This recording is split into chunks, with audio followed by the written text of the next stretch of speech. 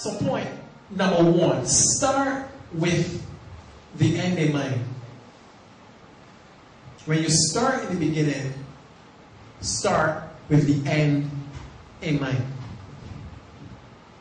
According to Stephen Covey, there are three major aspects of our personal development we need to consider. The first is leadership. Leadership. When I say leadership, I mean what we do. What do I do, or what do I want to accomplish through people and with people and by people? Second is management. What is management?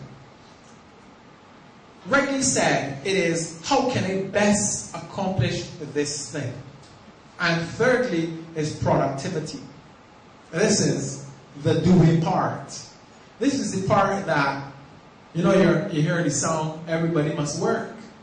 This is that part where everybody must work. You must work on creating the life that you really want. You must get past the negative things that people would have said to you. Oh, you're too short to be a model. Or, oh, you can never be a good soldier. Or, oh, you can never get that job. Or, oh, you don't have enough qualifications. Or, oh, you don't have enough of all the things that you think that you need to have to become. Isn't it amazing that we are always comparing ourselves with everybody else? That we don't want to accept who we are, so we try to become somebody else. We're not comfortable that God gave us the limbs that He gave us, the hands, the feet. When I was growing up, I wasn't very happy with the fact that I was tall. Imagine that. I wasn't happy with the fact that I was tall. But as I got older, I learned to appreciate the simple things that I had. I learned to be grateful for the simple things that I had. I am not a medical physician. I have a PhD in human resource management. But I started out quite at the bottom of the pile, as we would say, with no qualifications, low self-esteem, poor self-image, and clinical dyslexia. I cannot read and I cannot write.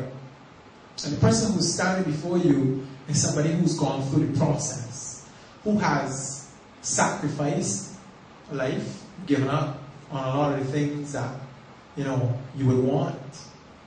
And I've walked with people who had it all placed before them on a platter. But because I grew up in abject poverty and I didn't have those amenities, I decided that I was going to create the life I really wanted to live. I was going to be intelligent. I was going to be knowledgeable. I was going to be able to read. I was going to be able to write. And I will be able to address any forum in any country when I feel to, because I'm going to create the destiny that I want. And deep down inside of me, there was always something saying, you can help people. But the first challenge that I had is I had to get over what people thought about me. I had to understand that where it came from is not who I am. It may have contributed to the type of person that I become, but it does not determine where I go. And I want to say to some of you young people here, that where you came from does not determine your destiny.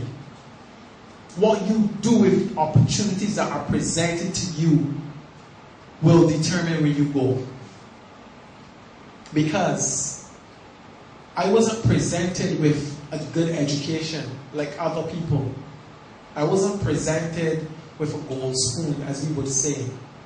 I was presented with poor circumstances, no money, no school clothes, sometimes one shoe on. That's what I was presented with. Now, you might choose to smile at that, or you might choose to feel good about that. But the type of person that I am today is that I have learned to have, and I've learned what it is not to have. And I want to say that based on what is going on globally, we need to be creative as it relates to how we're going to deal with the crises that stand before us. I had to move beyond the place of just being creative and start being innovative. We're taught how to regurgitate information, how to use information and put it back out there, but we're not taught how to use information and bring change to